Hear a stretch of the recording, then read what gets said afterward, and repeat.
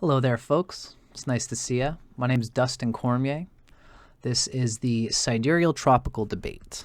We're going to mostly be focusing on the Age of Aquarius Debunked, because I think this is something important to discuss and talk about. Now, I might be talking fast because there's a lot to cover here, and I'm going to try to condense it into something that is apprehendable in a swift way. So let's get started. Now, most people understand the three popular conceptions of astrological measurement. They consider there's the tropical astrology only, as I do. There's the sidereal astrology only, as many Vedic practitioners do, but not all of them, myself included. I'm, of course, a tropical Vedic practitioner. Check out my own channel for more on that. And then some people are sitting on the fence. They say I'm a Scorpio in tropical, but I'm a Libra in sidereal. Now, as it goes, there are really two astrological firmaments, and I will be talking at some point about how the star wheel is not a zodiac. The constellations have nothing to do with the actual zodiac. The zodiac is the local space created by that's the 12 signs created by the dance between Earth and Sun. Now in Vedic, we do use the stars are split up into a segment of 27. It's 9 times 3. And that would be something that you could check out on my own channel if you're interested. But the point here I'm showing them is because they are two separate things. And this is how modern tropical Vedic astrologers conceive of the stars. Essentially, the zodiac is spinning in the background of the sky, and this is what we're talking about today. Now, most people, even in the tropical system, at least presume that this seems to be how astrology works. The sun is the center, of course, and the Earth is spinning around the sun, and that is correct. But it seems that there's this cylindrical well where the stars of Leo, for example, when the sun is in Leo, that means that the Earth is in Aquarius, and the sun is in Leo from Earth's perspective. And it's presumed that the energy of Leo gets caught in the sun, as if the sun was a transistor of the energy of the stars. And it's the same for all the planets. This is how people assume we take on the energy of the stars, or of astrology. But as we're going to find out, tropical astrology and the tropical zodiac actually has nothing to do with the stars. I'm just checking that we can see me here. Good. The tropical zodiac is made up of the sun's position during cardinal points of the cardinal year. Cardinal points of the calendar year. So this includes March 21st. March 21st is the ascending equinox. In the northern hemisphere, we call it the spring equinox, but I'm trying to call it the ascending equinox, and you'll see why as we go along. So this is why when you look up a birth chart on March 21st, the sun is going to be at about 0 or 1 degrees of Aries. So we can see this is a birth chart of someone born March 21st, 1993. Any year, it's not going to change. March 21st is always going to have the sun at 0 or 1 degrees of Aries. The sun will always be at the beginning of Aries on that date. Now, that point, which we call the first degrees of Aries, is actually not shared with what people anciently called the stars of Ariatis and Gamma and Beta Ariatis. This was once 2,000 years ago, around 0 AD. This once did line up, and this was supposed to signify the beginning of the zodiac 2,000 years ago. Now, in today's time, on March 21st, right, when we look up this, March 21st, which is 0 degrees Aries, these days, the sun's position at the ascending equinox today on March 21st lands in the first ovary of Pisces, the first fish. So it's way over here in what's called the star grouping of Pisceum. Now, tropical astrology actually has nothing to do with the stars. It's actually created from the yearly calendar, which is created by the dance of the Earth and Sun. This is how tropical theory works. So the stars have nothing to do with the zodiac. What happens is that when the Earth is revolving around the sun at that certain date, when the sun is apparently at certain parts of the cardinal year, as we've shown here, the calendar year. These are the cardinal points. And often what happens in tropical astrology is we base everything off of Aries, which is the 0 degrees of Aries. That's created when the sun is on the ascending equinox. It's when the days and nights are equal. We divide the rest of the year between the points of the Gnostic cross, as we can see here. So really, the stars have nothing to do with the zodiac. The zodiac begins when the sun's yearly position arrives at the ascending equinox point, and that's March 21st, no matter what stars are behind it. So this is the important thing, is it's all about where the sun is from Earth's perspective. We can see the sun is, this is a graphic I got from Vic DeCara. We see the Earth is in the middle, and the sun is revolving around it. This is a year as experienced from Earth's perspective. So the sun is in the tropics of space, created by the Earth revolving around the sun. That's why it's called tropical astrology. And tropical astrology has always been regarded as a geomantic art. It's much like Chinese feng shui, something being in a certain direction from you, from where you are, from where your bed is in the room, has a psychic, geomantic, or geocentric pull from where you are sitting.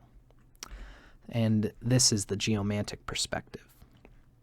That's why, while it may be illustrative to show a heliocentric model of Earth going around the sun, energetically, we must convey it geocentrically, because this is how tropical astrology works. We are the center, because it's all a matter of perspective. The soul is the center of destiny in the world of the occult arts. So this is why we typically convey things with the sun apparently going around the Earth. Now, the sun's path along the ecliptic appears to move from north to south in the sky, regardless of whether you're in the northern or southern hemisphere. So these, I'm going to show a few old diagrams that I use here. Essentially, this is the Earth, and this is how it's often conveyed in Vedic understanding. This is to help us ground what's kind of happening here. It's one way to conceive it is that the sun is moving through the Earth's chakras throughout the year. Now, this is basically the bottom is Capricorn and Aquarius, and the top is Cancer and Leo. So I'm going to clarify it a little bit with this. Hopefully this isn't too thick of a diagram. We have the Vedic chakra correlations with the signs. The sun is in Aquarius from February 20th to March 20th. It's in and that's the root chakra. You know, of course, the root chakra begins in Capricorn on January 20th. It goes from Aquarius to Pisces on March 20th to Aries on March 20th. Whoops, looks like I got something wrong there. I don't know what the heck is going on here. Anyway, Taurus starts on April 20th to May 20th. Gemini begins May 20th to June 20th. Cancer goes from June 20th to July 20th. Sorry about that little mistake there. The point is that the sun is going through the apparent chakras of the Earth. We can see the 6th chakra, the Ajna chakra, is Cancer and Leo. And the root chakra is Saturn, of course, the most dense and furthest planet. This is Aquarius and Capricorn. So the sun is in the Earth's root chakra around the time of the southern solstice, which is winter in the northern hemisphere, and that's when Christmas happens in the northern hemisphere. When the sun is in Sagittarius or Pisces, it's in the same band. Sagittarius when the sun is descending south, and Pisces when the sun is ascending north. That's the 2nd chakra. So we can see there's an ascending, and that's the front part of the body, and then there's the descending. The sun goes all from Aquarius on the bottom, at the front of the body, all the way up to Cancer, And then it begins to descend from spirit into matter, from Leo at the 6th chakra, all the way down to the densest part of the year, that's Capricorn, the northern solstice. So it's the same thing.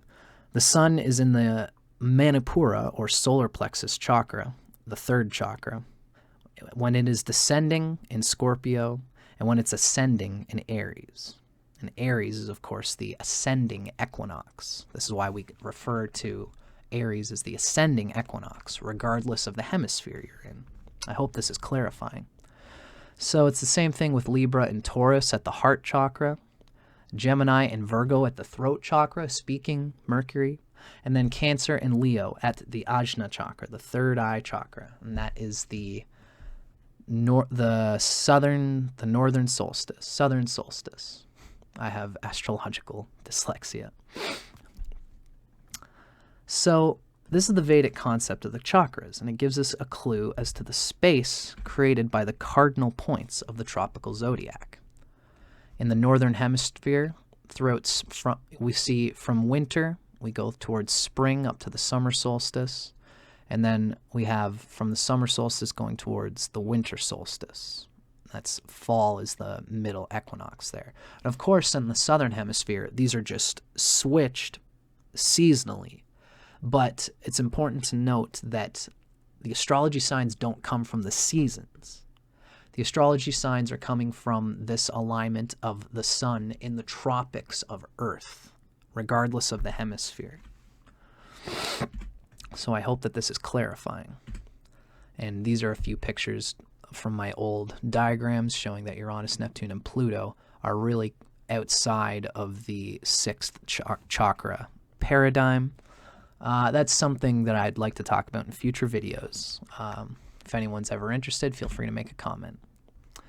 So the tropical zodiac has more to do with dates, because the calendar is defined as a table of divisions of a year. Right? The year is divided from these cardinal points of the Gnostic cross.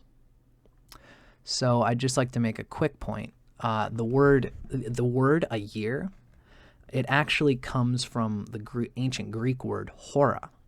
And this means anything which makes a complete circle.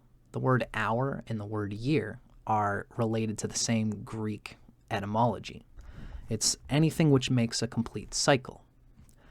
The calendar divides the time it takes for the sun to revolve annually around through the north and south poles of the Earth's tropics. That'd be Cancer and Capricorn. The dates are configured from key divisional points called cardinal points, as we see here. These are the points created by the sun affecting life on Earth. And so this is where the Gnostic cross really comes from, the manifestation into the material plane. So what we see here is that, again, the sun at the ascending equinox is in Aries, and then it's in Cancer, and then at the the descending equinox, it comes into Libra, and then in Capricorn, it is actually closer to the bottom of planet Earth. And we could show this heliocentrically. Really what we can kind of see here is that the sun appears to be touching the north part of the sky at Cancer, and then it appears to be touching the south part of the sky in Capricorn. I'm sure I'm going to get those backwards as we go along because I have astronomical dyslexia. So, the reason we have named the stars Beta and Gamma Ariatis of this area here, we named it after the sign of Aries, the zodiac sign of Aries. And this is because at the critical time in history when astrology was just coming together, and this is something we're going to talk about in this video, the equinox, the ascending equinox, which creates Aries, the sun was at that spot on March 21st, 2,000 years ago. This is 0 AD.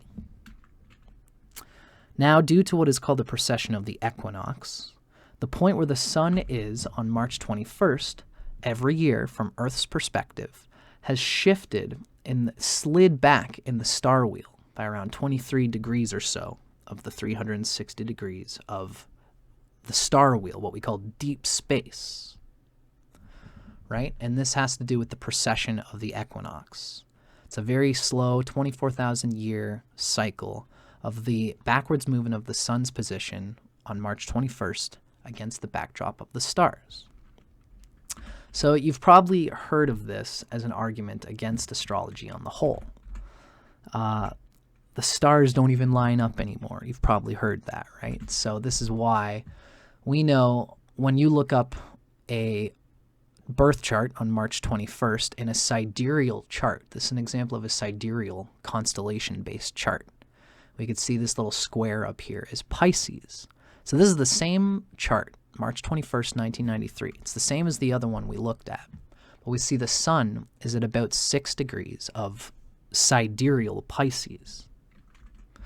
Now, this doesn't matter to us because as tropical astrologers, we don't use the constellations. We don't use these actual stars, right? We see that the sun is moving against the backdrop of the stars, and this is all on March 21st.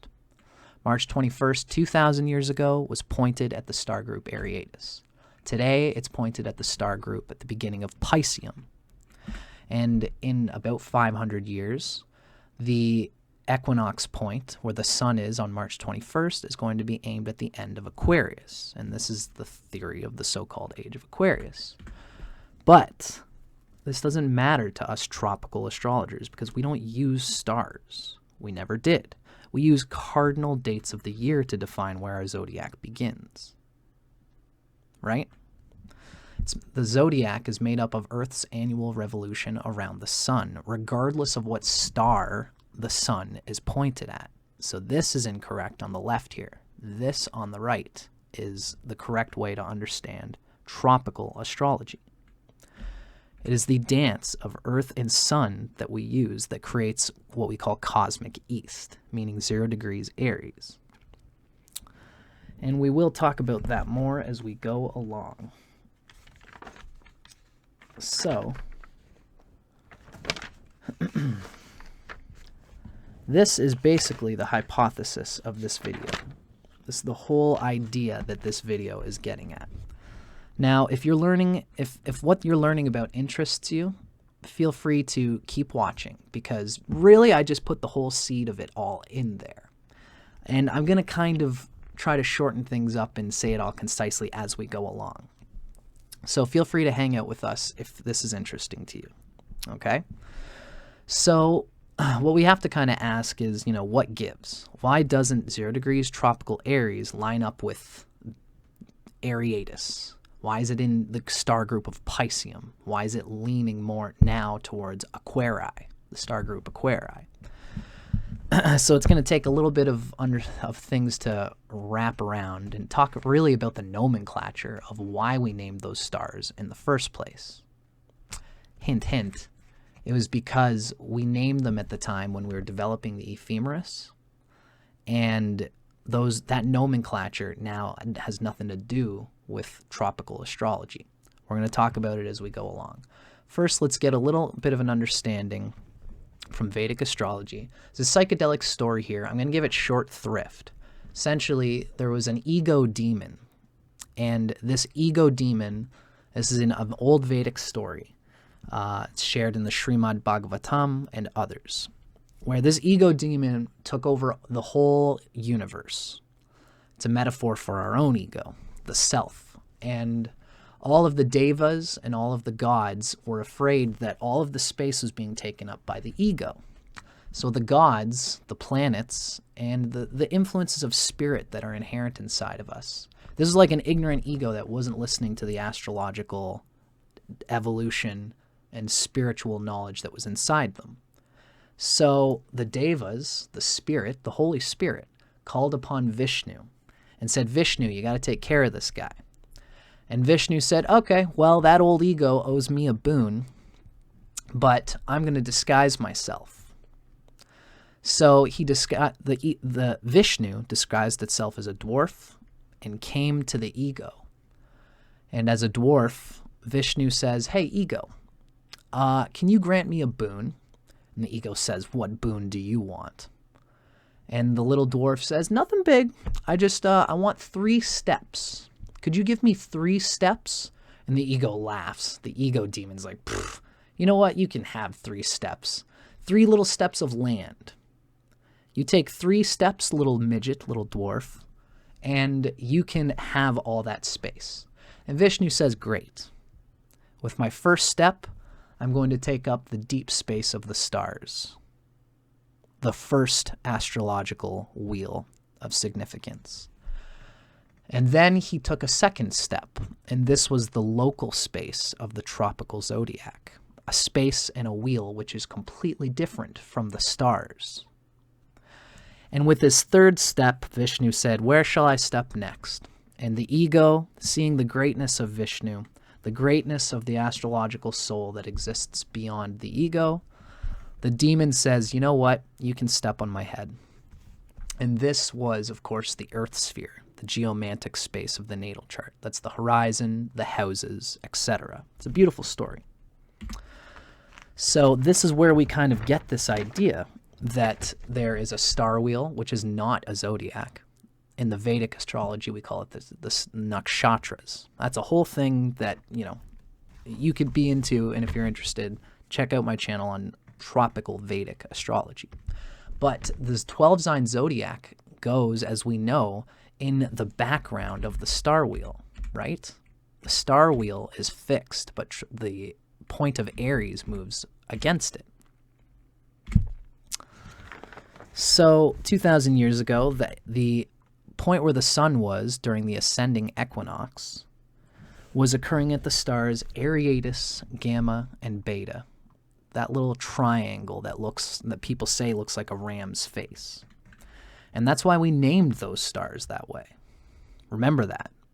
The zodiacs aligned 2,000 years ago.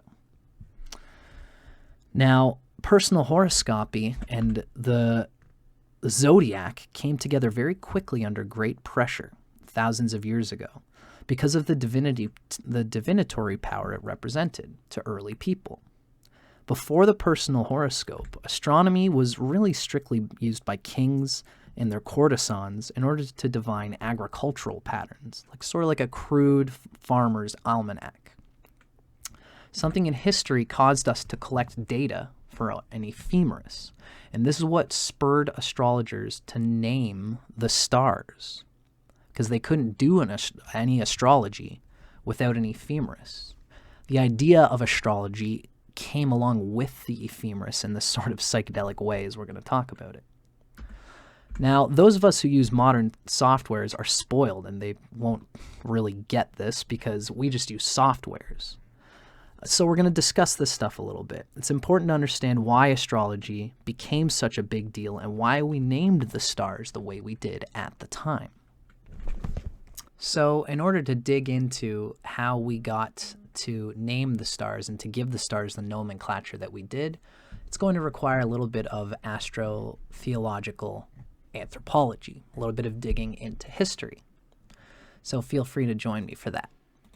Now, this is sort of an overall recap of this whole video. Feel free to pause it just to get a sense of what's happening here. We're aiming ultimately to head towards 0 AD to 600 AD. This is when the ephemeris became established, and we started writing all of these classic books, and natal horoscopy became a sensation. But before we get there, we're going to dig into prior to 500 BC, and then we're going to get into 500 BC, which was Alexander the Great and his thing, and etc. But prior to 500 BC, all astrology is basically sky omen reading. It's purely horary for agriculture and war purposes, and there's no natal horoscopes, right? So in the West, there's always been certain stars we've been aware of, usually for navigation purposes, such as the North Star, the Big Dipper, Ursa Major and Minor, etc. This is kind of like sailor stars that have always been used. There's been evidence of talk about the Sumerians, as we've said, using stars to predict yearly agricultural affairs, somewhat like a farmer's almanac, a crude one likely at the time. And in history, there's even evidence of some seemingly zodiacal-oriented consciousness, such as there are mentions of the bull of heaven with ears of corn that mark the Pleiades before the advent of personal horoscopes. So this is all kind of very interesting stuff. As well, there are cuneiform tablets dating thousands of years back, even prior to this 500 BC era, which seem to mention astrological references to 17 zodiac signs, possibly 18. A lot of people say that very early Egyptian astrology had its own 18-sign astrology. And this is where our familiar 12 were eventually culled from. As well, there are plates and urns depicting Hercules' fight against the zodiacal beasts, representing the evolution of the soul through the unconscious archetypes of the hero's journey, in the sort of Joseph Campbell sense. And these can date back very far. So, ultimately, the big picture here is that even though there was whispers of zodiacal consciousness, ultimately it should be understood, according to my understanding and my research, that before about 500 BC, before Alexander the Great settled his wars, there was really no such thing as a personal natal horoscope proper. All astrology was mainly based on sky omens and divinations for a whole country or province, as well as agricultural divination. And also the Indians were using nakshatras, which were sun and moon based, because the orbits of the sun and moon were constant. They could use the sun and the moon because they had a constancy. So the sun and moon in the background of the stars was used by the Indians prior to 500 BC for thousands of years. But they weren't using planets, and it wasn't really the same thing as a natal horoscope as we know it today. There was no rising sign. Now, the personal horoscope proper didn't occur until people started plotting the ephemeris. This is when the idea that Mars was trine Saturn when you were born, and that means something specific for your soul going forward into the future of your life. Personal horoscopy, as we know it, is a much newer and a brilliant invention that came together from 500 BC to about 0 AD. It really started to come around 500 BC. This is when this all started. This is when Alexander the Great settled his wars. And all the cultures in the area, anciently known as Mesopotamia, that sort of area. And this is the Greeks, the Indians, the Babylonians, Persians, Egyptians, etc. They were all coming together and sharing their knowledge in this crucial melting pot era. Sort of a rare moment that happened. And, you know, around 200 to 600 AD, things really became unsettled again, and the medieval times happened. The Dark Ages occurred. But so this is the area that we're talking around. This is around 500 BC to 0 AD. It was around this area, as we can see just to the east of the Mediterranean Sea. This sort of area where all the cultures of India, Egypt, Greece were all kind of sharing together in this melting pot of culture. This is a very important time. Is this fertile sharing and cross-collaborating of ideas that birthed the idea that at the moment of the first breath, a cosmic photograph is taken of the soul's intentions coming into this life. Now, there's a lot of real practical things that we've got to get down to here to understand what a leap of logic and intuition it is that astrology was culled from this time. All of these cultures were coming together, and it was at this time that someone just started sparkling with the internal intuition that those planets that revolve around us reflect the psychic happenings inside of ourselves. Some sage, some rishi, whether it was from India, Greece, wherever it started, somebody got the idea that natal horoscopy was a thing. That when we are born, the cosmic photograph is taken. And in my opinion, this is kind of like, who wrote the first blues song? Robert Johnson, the guy who wrote The Crossroads, is said to have been one of the first guys to really record a blues track on guitar.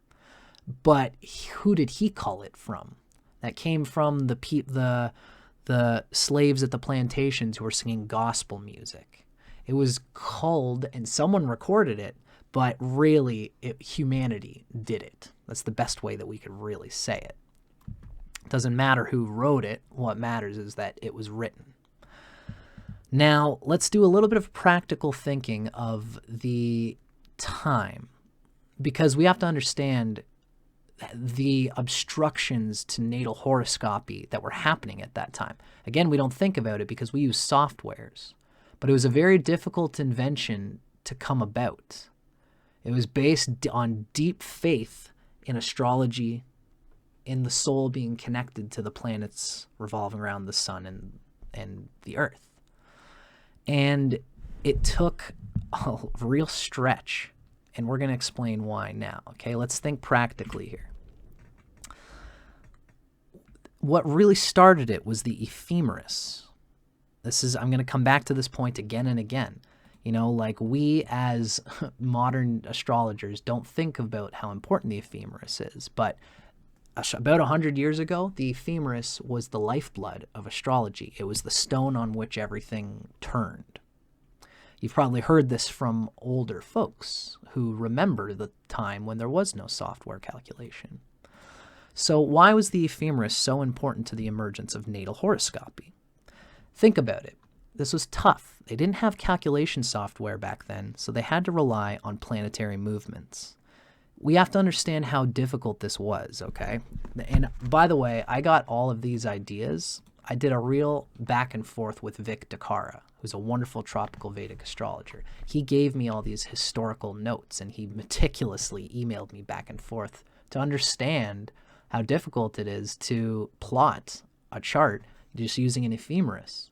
And imagine doing it without an ephemeris, okay? And so this is what we got to understand. When you think about it, the sun blinds the sky for half the day, let alone for half the year, right? So when we talk about trying to understand what degree is Saturn in the sky, since we're tropical astrologers, we know that 0 degrees Aries is the sun's position in the backdrop of the star wheel.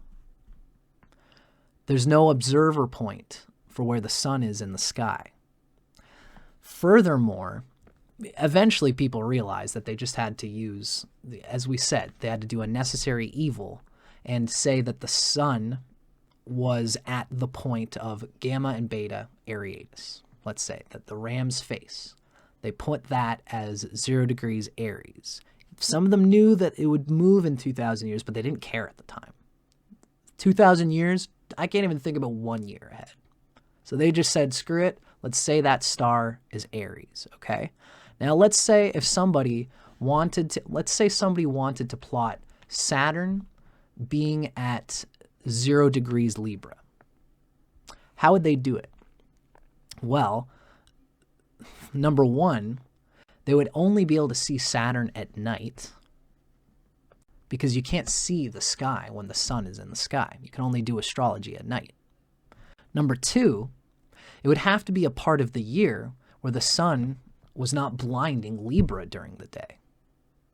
Like, for example, the only time that they could really see Saturn in Libra is when the sun was between Cancer and Capricorn and Aries, right? Let's say from Capricorn, when the sun is in Capricorn, and then when the sun is in Aries, and then when the sun is in Cancer.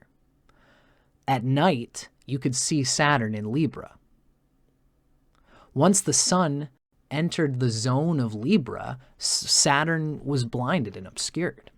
So we can imagine, you can only see the planet for half the year and for half the day. This is a very difficult thing. So imagine what they had to go through in order to plot a planet moving along the ecliptic, right? So this is one point. Now, number two, they wanted to memorize the movement of planets in a simple way, but they couldn't because planets move erratically. This is the next thing, okay? When they were trying to plot the movement of planets in the background of the sky, you have to understand that planets move erratically. This is a picture that I got showing the movement of planets and how they're all kind of different and they're not stable. You know, you look at some of the arcs of these planets, they're not perfect arcs. They change. So what do we mean by this, okay? This is the car metaphor that Victor Carr gave me. There was a time when the Master Magus, let's say it's this guy in the red fancy robes here. Can you guys see me? Yes, you can. The Master Magus would be paid by the court to do his astrology. So he got paid enough, so he got his disciples to do all the dirty work of actually measuring where the planets are. They would mark down, like bird watchers, the meticulous movements of the planets over the course of centuries. For a long time, they would just project their idea of the planetary movements as best they could, and they were often wrong, sometimes near, close, and sometimes nowhere near. They would find out how off they were when a planet appeared in the night sky or when the year jumped around again. And so think about it this way, okay? We want to plot Saturn in Libra. First problem is that we can only see it at night. Second problem is we can only see it for half the year, right? But for half the year, at certain parts of the year, they could see Saturn moving like clockwork. Now, you could think like, okay, so why don't we just observe how far Saturn moved in a month, and then we observe how far it moved next month. We observe how far it moved next month. And even if we can only see it for half the year, we can see the pattern. So after 3 months, if Saturn has moved, whatever that is, I haven't prepared that measure. Let's say if Saturn has moved 5 degrees in 3 months, surely after 6 months pass, it will have gone the same trajectory. That's wrong. You see, the difficulty is this is what Victor Carr gave me as this car metaphor, okay? Imagine someone's driving down a road 60 kilometers, I'm Canadian, 60 kilometers an hour for 1 hour. They're going down the same way, same speed, and they go exactly 1 hour. We can expect that they would have traveled 60 kilometers because that's how fast they were moving. Now, what if, as we know as it works in astrology, what if that planet doesn't, it moves erratically? Because we have to understand, if Saturn is here, Earth is way over here, okay? Saturn's going this speed, now it's going this speed. Now all of a sudden, what's this? Saturn has stationed. It's stopped moving. Now, as we go along, what the heck's going on? It's as if Saturn's actually moving backwards in the sky because it's going retrograde. That's what happens with retrograde. There's that lap timing effect. Saturn appears to be moving backwards because Earth is moving faster than Saturn around the sun. So what we can see is that these drivers, the planets, they go forward and backward, they go left and right, and sometimes they go backwards. So how are these early astronomers expected to predict the movement of planets? You know, even Saturn and Mars were kind of easier. The tricky ones is Venus and Mercury because they are always close to the sun. So you can only see them as the morning and evening star. And it was through the meticulous centuries of these people marking these things down that slowly the ephemeris was culled like a precious gem appearing out of the sand. And God bless those early astrologers. Without them, we wouldn't be where we are today, to say the very least. So what we see is that these astrologers projected their idea of the planetary movements as best they could, and they were often wrong, sometimes close, sometimes nowhere near. They would often find out how far off they were when a planet appeared in the night sky. And this was at night, but as well as that certain part of the year when you can see that planet. So eventually, the ephemeris was culled from set patterns marked down by astrologers and astronomers and their lay people over the course of centuries. Really, it took about 500 years after Alexander the Great settled his reign of terror, because people were not focused on astrology when Alexander the Great was around. They're focused on staying alive. But once Alexander the Great was done his thing, this is when they all came together and celebrated and said, let's practice the cerebral intelligence that we've always wanted to do. So around 0 AD, this is when the ephemeris came together. Mind you, it was still rife with mistakes. When you look at ephemerises of the time, you could see that they didn't still quite have it right. But it was close enough that they started to get the idea of a natal chart, of the rising of where the Earth was on the horizon, and they started to pull all of this stuff together. The ephemeris was the thing that made astrology explode. These early astrologers couldn't possibly practice astrology without it. So in the advent of the ephemeris, people drank from the nectar of those lucky royals who held the knowledge. Now in India and also in other places, it was a guru to student transmission.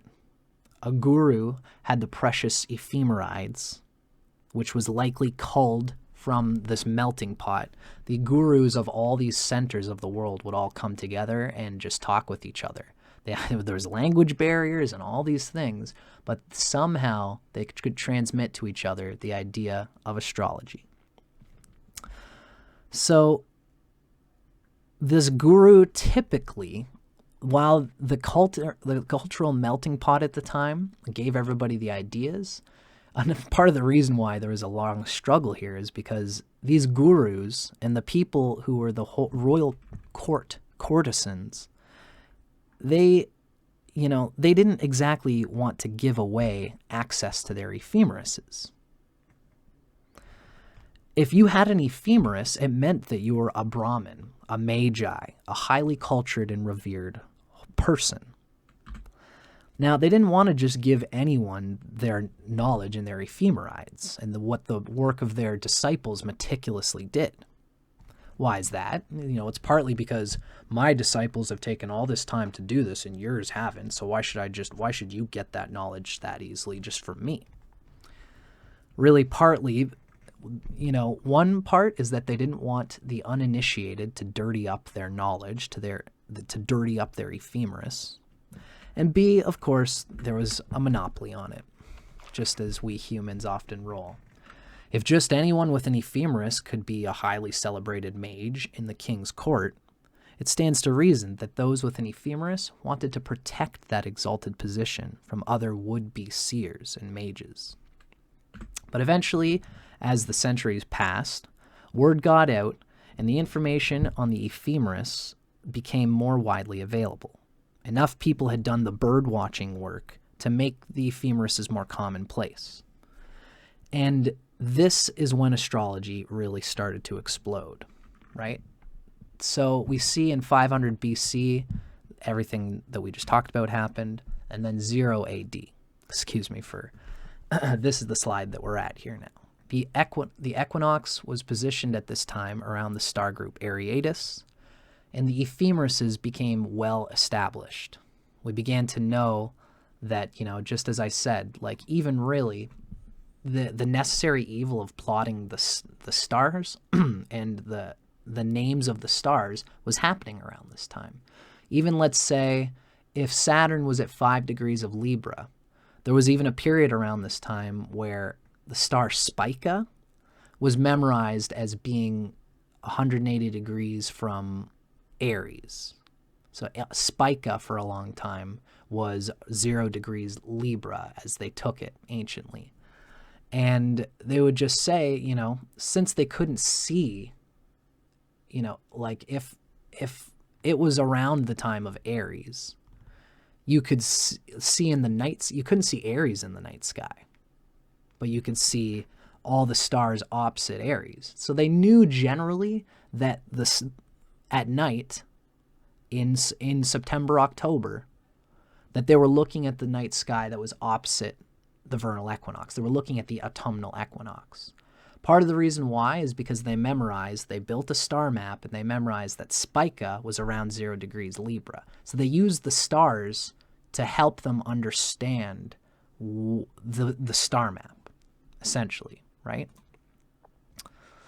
So this is when the ephemerises started to become well established. Ptolemy's rendition of the star map of stars is published. Stars are named after the tropical zodiac positions at the time. Mark the time, note the time, remember that, folks. In the writings of the Surya Siddhanta in India, Tetrabiblios in Greek, the Astronomica, I think, is also a sort of Greekish phenomenon. Don't quote me on that. But natal astrology became a sensation the world over at this time. Marcus Manilius is the one that wrote the Astronomica. This is all around 0 to 200 AD that these books were written. And these are the books that all astrology is centered on. Now, this is a crucial turning point and a very important part of my argument for why I am here debunking the Age of Aquarius theory, okay? To put it out right from the beginning, I contend that it was this moment where there was a draw for astronomers and astrologers to come together and begin naming the stars. Why?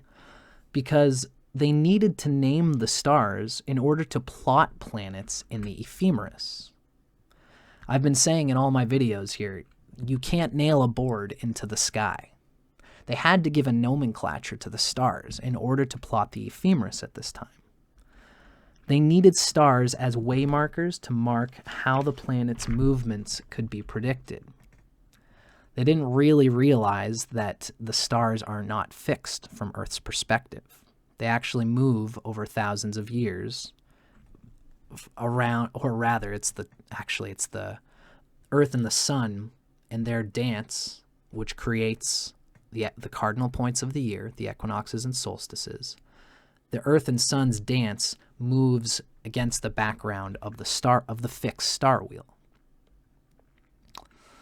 But they needed to use something, so they had to name the stars in order to plot the ephemeris in these early times.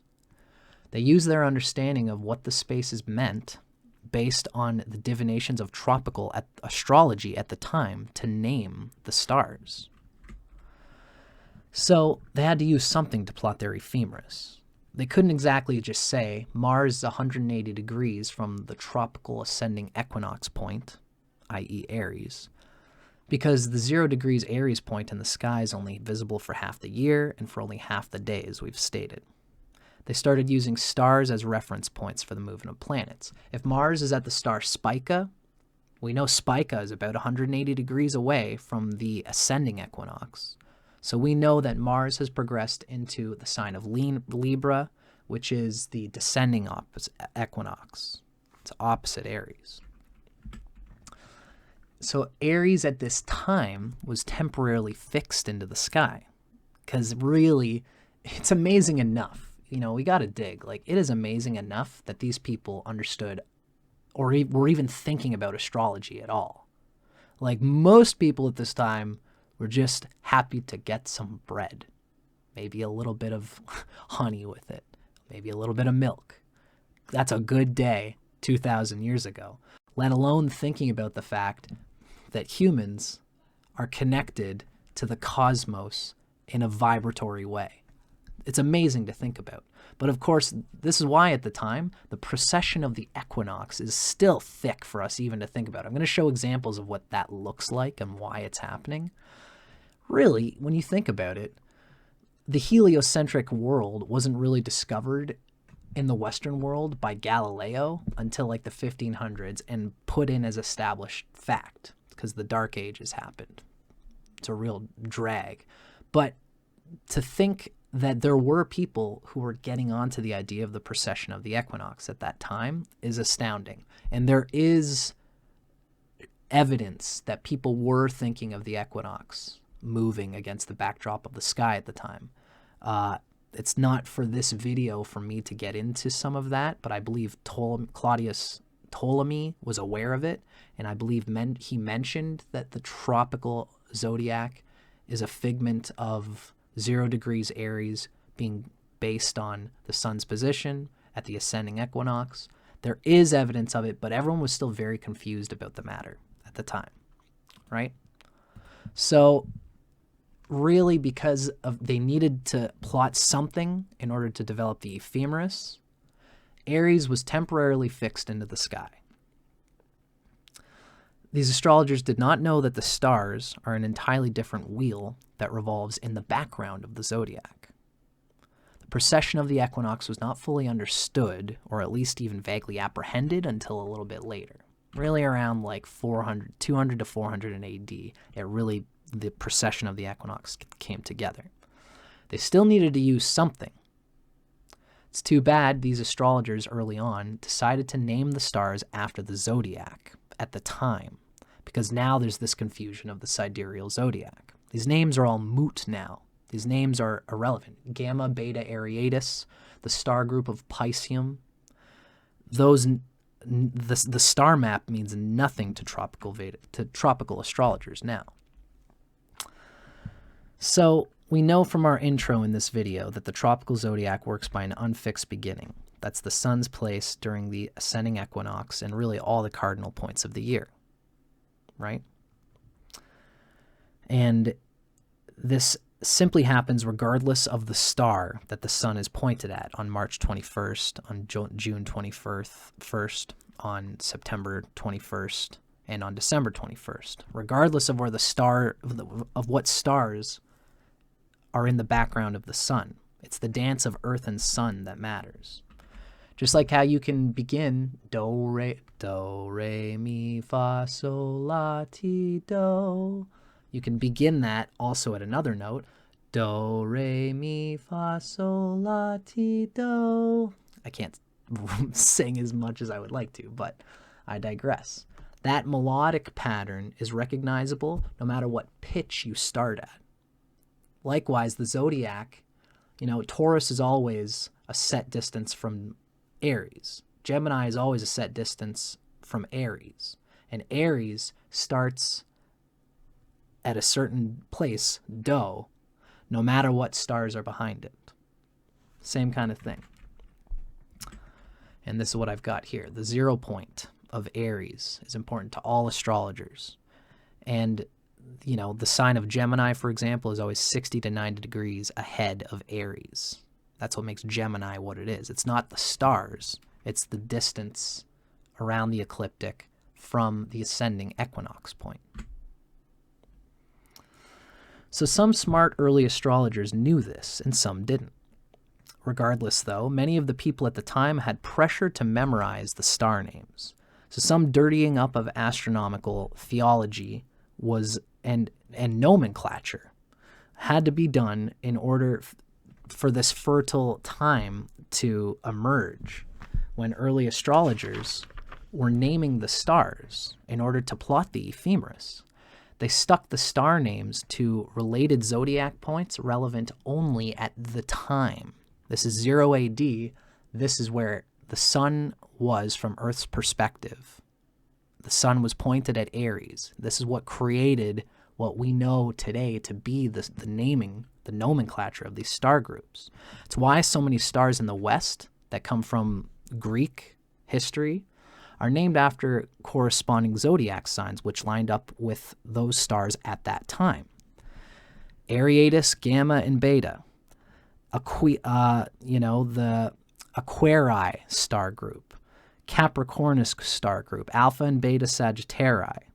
Castor and Polydeuces of what's called the Gemini star group. Even Leonis and Leonis Minoris.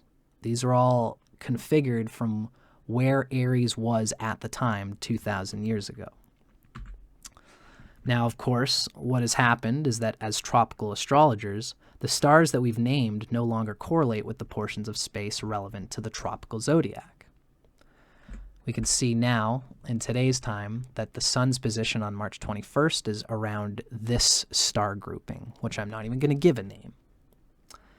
Now, thankfully, even though this is the case, astrologers, most astrology today, at least in the West, is still practiced, thankfully, through the understanding of the tropical zodiac, for the most part, at least in the West.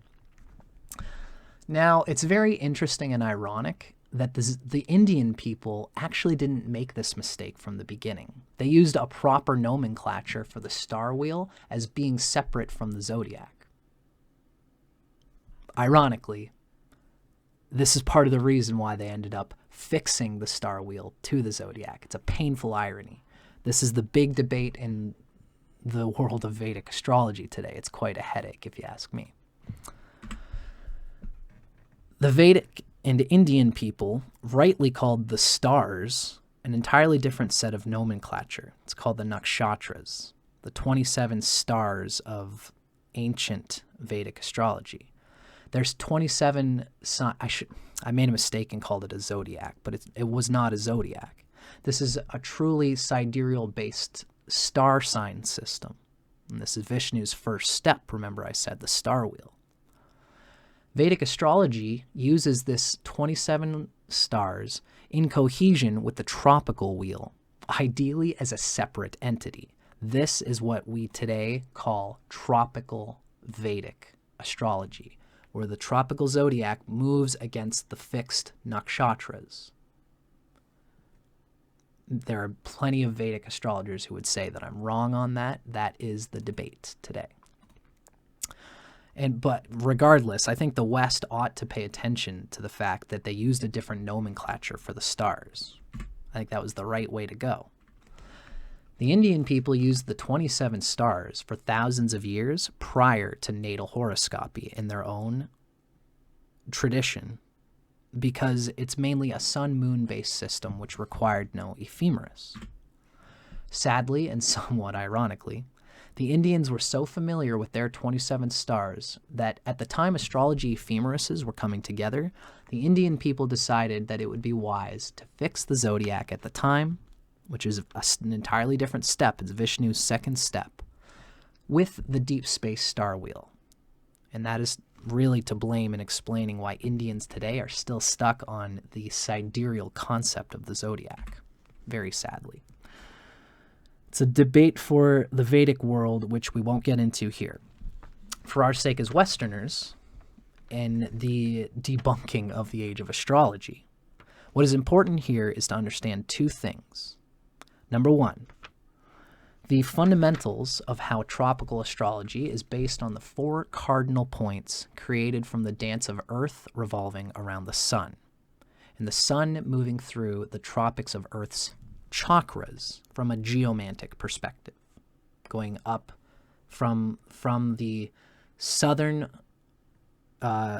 tropic of Capricorn at the root chakra, moving upwards towards Cancer at the northern tropic.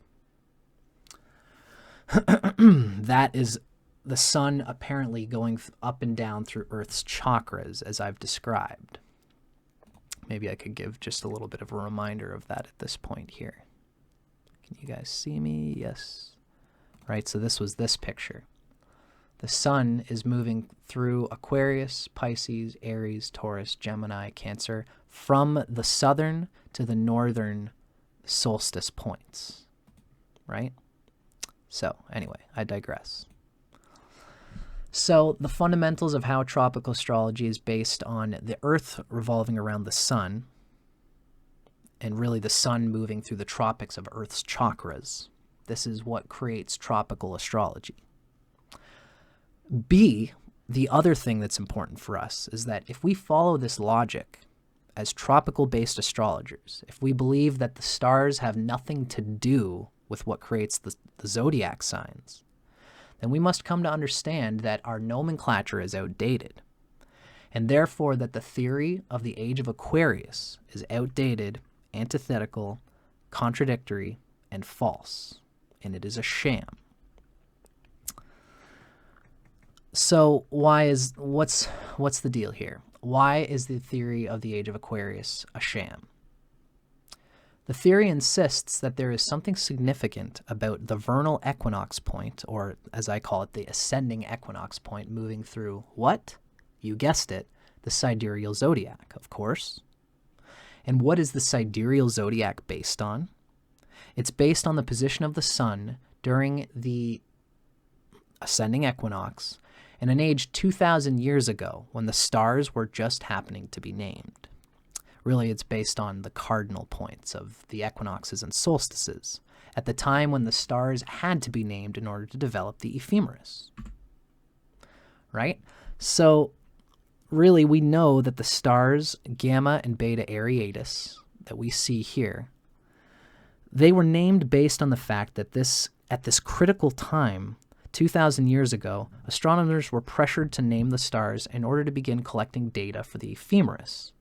The equinox was occurring right on those stars. So the name Ariatis for those stars came from where the equinox was at the time. So this is a picture we see here of this stoned wizard Gandalf-y guy. He's looking at the star of Aries the ram. Now, you have to consider this, okay? This is a very important picture. Think about at the time, what would have happened is that, you know, when a child was born in the part of the year, March 21st, around that area, from March 21st to April 21st, a child was born, and we could note that his sun character, the quality of his sun in a natal horoscope, everyone could see that they were a ram. When the horizon, the rising sign, occurred at the point where the sun was on March 21st, then we could say that the person had the rising sign of Aries. They would, even if it was a star that they would point to at the time, because again, they didn't really get the precession of the equinox. So they would note someone born with their rising sign in Aries, in what was apparently Aries. And that child would be born with Aries-like characteristics.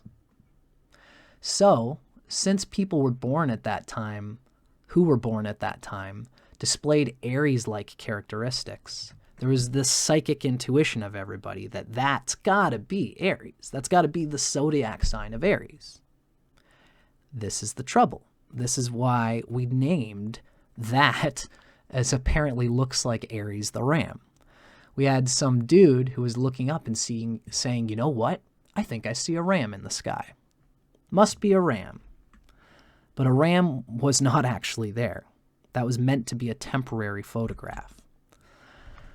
Since we tropical Western astrologers build our charts off of local space of cosmic east, which is based off the equinox and solstices, that means that the designations of the old zodiac in the stars means nothing to us. And what is really important to consider here is that there was nothing inherently Aries about that point in space. It was basically a hallucination in a way. It's like when you look up at the clouds and a bunch of people are sitting around and they look at the clouds and, do you guys see a face there? Oh, I do see it. That's the beard. Oh, you see those big eyes? They were looking at the stars, and their intuitions were telling them, because of the tropical zodiac lined up at that time, they said, you know what? I think I see a ram. Now, therefore, if there is no true correlation of the stars with the tropical zodiac, then that makes the idea of the Age of Aquarius, as well as the Age of Pisces, associated with the emergence of Jesus, the Age of Aquarius, the Age of Aries, the Age of Taurus, all of these are moot, obsolete, and unfounded.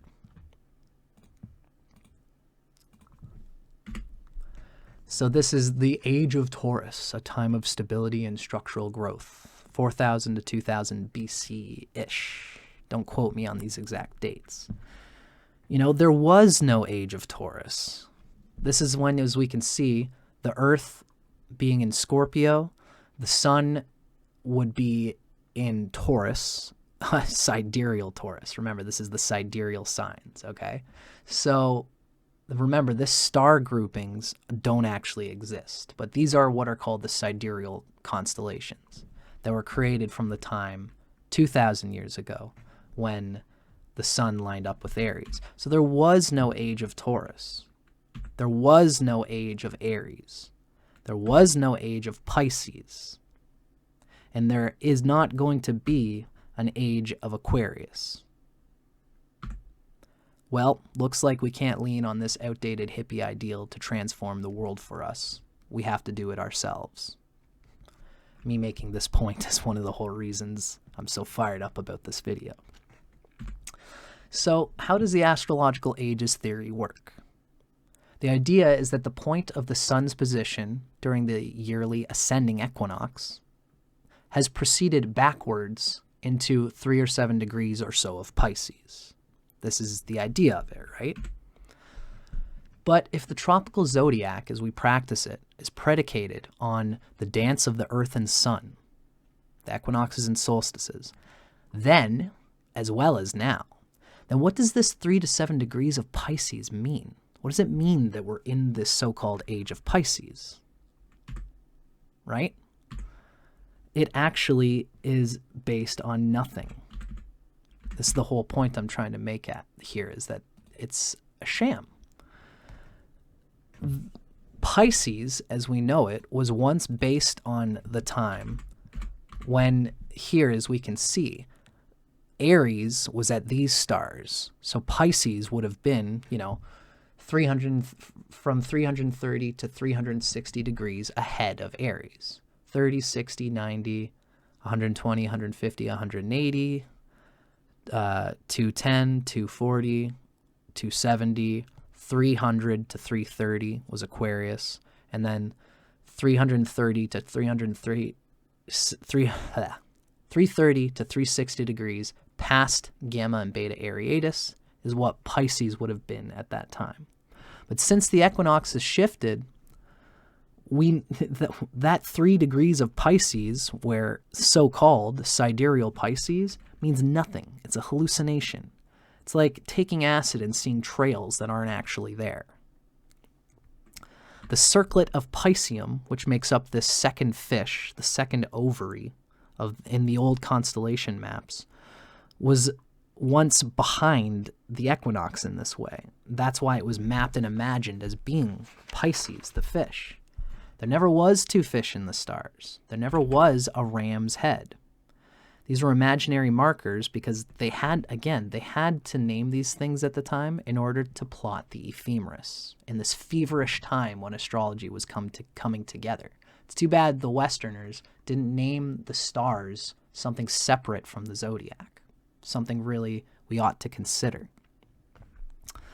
So, therefore, remember, right? So this is how the zodiac, this is how the Vedic people see it, is that there's the deep space, Vishnu's first step, then there's local space, the tropical zodiac, which is an entirely different step.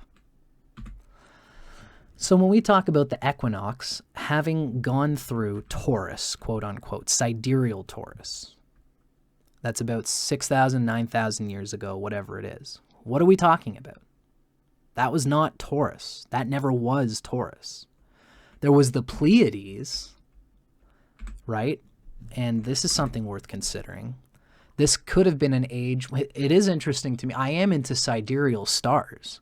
And the thought that 0 degrees Aries started in the Pleiades, to me, is much more interesting. Maybe there was a Pleiadian age, right? The thought of a Pleiadian age is worth pondering.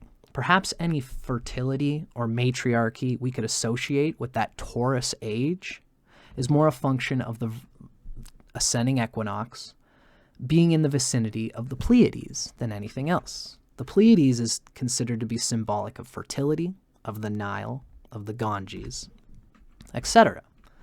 You know, so really, tropical Taurus at this time, right? If the equinox was here, tropical Taurus would have been here, what we now call sidereal Gemini. Because just like, remember, do, re, mi, fa, sol, la, ti, do, the second note, re, always follows do, whatever pitch you started at. In the same way, the second sign, Taurus, is always going to be 30 to 60 degrees ahead of Aries. And Aries is started from wherever the sun is on March 21st, right?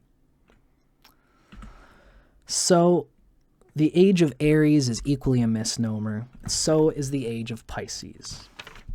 It's only a coincidence that we named the stars Ariatis, Gamma, and Beta as we have. Anyway, you know what I'm talking about.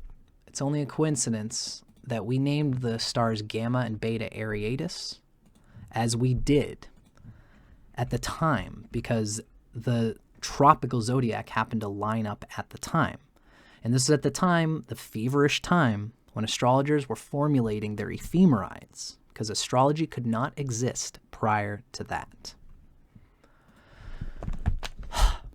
There's a lot there, folks. I hope everyone is paying attention. Now, we're getting to the end of our video here, but we still have a little bit to kind of reel all this in, okay? Now, there's a lot of astronomical, frustrating reality to discuss in terms of what the precession of the equinox is. But this is the general idea of it, right? Is that the North Pole is spinning like this. I have a nice little thing that I can share here. I'm going to see if I can find it. It is somewhere in all of my thick astrology stuff that I got going on. It's this. This is kind of a depiction. I got this from somewhere on the internet. This is a depiction of what is happening with the precession of the equinox. We can see this circling green sphere is the equinox moving in the background of the sidereal constellations. It's being caused by the fact of the North Pole spinning on its own axis in this way. That is probably the best I'm going to do astronomically in explaining what the precession of the equinox is. Feel free to look up other videos. I'm more of a historiographer than a astrophysicist. I digress. So this is why the so-called Age of Taurus, the so-called Age of Aries, the so-called Age of Pisces, the so-called Age of Aquarius is all put out the way it is. I think it's interesting that the Age of Aries ended at around one common era. That's interesting to think about, but I digress. So, as we have explained, this is a little recap of what we've got going on here. The ephemeris was needed. So we're looking at why did the sidereal names of stars stick. Can you guys see me here? Yes, you can. Very good. As we have explained, the ephemeris was needed in order to know the movements of planets before softwares and computers were invented. In order to use the ephemeris, planets needed to be plotted against something. We know even at the time, many understood astrology to be tropical. Now, imagine how difficult it would have been to know exactly where 0 degrees Aries was for these people. The sun is always moving 1 degree every day. We can't see the sky for half the night, let alone half the year. They couldn't just memorize where exactly the sun was at 0 degrees Aries on March 21st. They had to do a necessary evil by measuring the movements of the planets against the stars. In order to do so, because there was still confusion at the time about the precession of the equinox issue, understandably, they named the stars according to the tropical zodiac at the time, right? They looked in the sky of where somebody would be born when around March 21st, and they said, oh, look, I see a ram. Now, of course, what creates the psychedelic, spiritual, unconscious archetype of the ram has the space which creates that has moved against the star wheel. Now, we still have not changed the nomenclature of the stars. Even our softwares today plot ephemerides against the stars named 2,000 years ago. Now, is this nomenclature issue really that bad? I'm going to explain it this way. It is bad that people don't understand what I've just explained. But once you understand what I've just explained, you got to dig this, okay? This is an important point. Think about it. Many people still refer to the Mediterranean as Mesopotamia, even though this is a historically inaccurate geological reference. Nomenclature often unfolds this way. Here's another example. When people watch a movie today, they still often refer to it as this film I just watched. I just watched this new film. Now, in the digital age, movies are hardly ever recorded using analog tape reel film. Even like the Hollywood people who have the highest cameras, digital memory is just can hold better. is more reliable than old analog tape reel film. So all movies are stored on virtual information data storing devices and memory cards.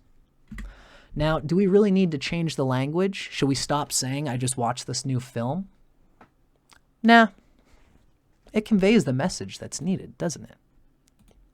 Excuse me, I always have to look to make sure you guys can see what I'm looking at. I'm sharing my screen. When I say, I just watched this new film, you know what I mean. It conveys the message. In the same way, I submit that our star maps are really no different. We can keep their names like Gamma and Beta Ariatis, Alpha and Beta Pisceum, the star group of Aquarii, even though such nomenclature now means nothing to practicing tropical astrologers. Why? Let's not give astronomers and astrology programmers more of a headache than is needed, simply for our sakes, because we are the people using their meticulously processed star maps. God bless them. That's the work of those lay astrologers is still happening today in software programming. God bless those people. Their computers, yes, even our precious tropical astrology softwares, uses these old names in their code. So, screw it. What matters is that we know what the word film is referring to and that it doesn't obstruct our understanding. Likewise, what matters is that we orient ourselves properly to those old maps by keeping 0 degrees Aries a movable point in the background of the fixed named stars, because that's what tropical astrology was and is to begin with. Regardless of the stars, the sun's position on March 21st is always 0 degrees tropical Aries. Now, I hope you guys have enjoyed me going through this. I tried to keep this video concise. I think I did as good as I'm going to do. This is probably the best one I've done yet.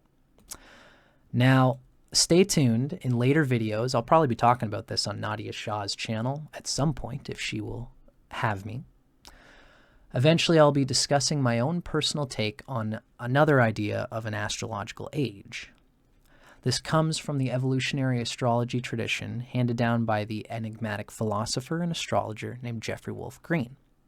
His idea of the astrological ages is the nodes of Pluto, which turn into a new sign about every 2,000 years, an almost 24,000-year cycle.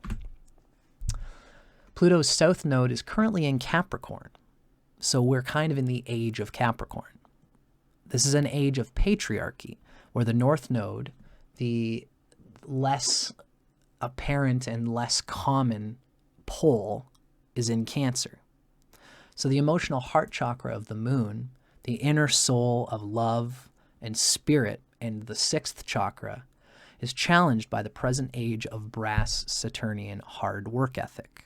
This is rigid traditionalism and gender roles. Emotional empathy is considered weak and useless. Competition rules. Survival of the fittest. This is the patriarchy vibe, and we're going to kind of talk about that a little bit. Pluto's nodes have been on the axis of Cancer and Capricorn since about 500 AD, the time of the military prophet Muhammad. Now, this is one of the reasons I'm bringing this up is because everyone says Jesus came out in the age of Pisces. I want everyone to consider, and this is important to consider, Pluto's south and north nodes, they move forward. The nodes are not a planet. They are a mathematical point of the Earth and the moon. Let's say with the moon, it's the moon revolving around Earth and Earth revolving around the sun. There's a mathematical point between those three that is the reversing nodes. And of course, we know the nodes of the moon, Rahu and Ketu, they go backwards. The moon, that's because the moon is revolving around the Earth. All the other nodes, there are nodes of the other planets. You can look up on astrology softwares.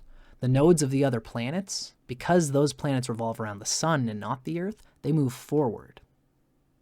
So, before Pluto's south node came into Capricorn, Pluto's south node was actually in Sagittarius. This accounts, in my opinion, this accounts much better for the emergence of Jesus through the practical applied philosophy of Sagittarius and Gemini.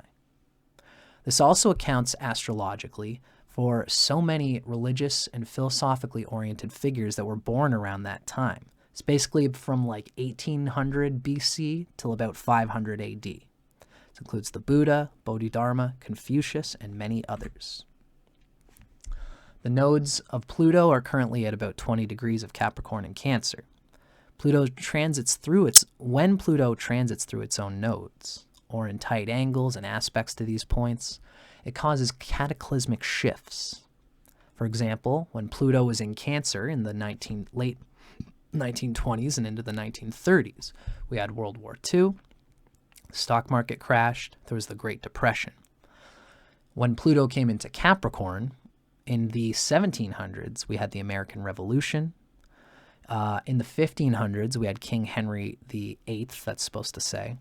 And even in today's time, we had the recent global pandemic occur while Pluto moved through Capricorn. This all happened with Pluto in Capricorn.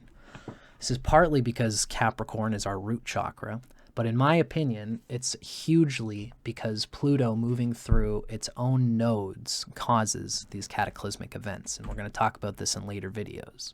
These sensitive points are very important to anyone who has planets occupying or angling them in their natal chart. 20 degrees of Capricorn and 20 degrees of Cancer. Transits of anything to these points ought to be researched thoroughly. As well, from my own Vedic standpoint, the natal strength and condition of Saturn and the Moon as the dispositors, the house lords of Pluto's nodes, show how a person is dealing with this current age and whether they can properly evolve through the Pluto North Node in Cancer, etc. There's a lot there, and I can't wait to start talking with folks about it. For now, I wanted to give this little teaser, but I better shut it down now because this video is already pretty long. I hope you guys enjoyed this. Thanks for watching. My name is Dustin Cormier. I'm a tropical Vedic astrologer. Thank you so much for watching and have an excellent day. Keep your eyes on the skies. Thank you so much for your time.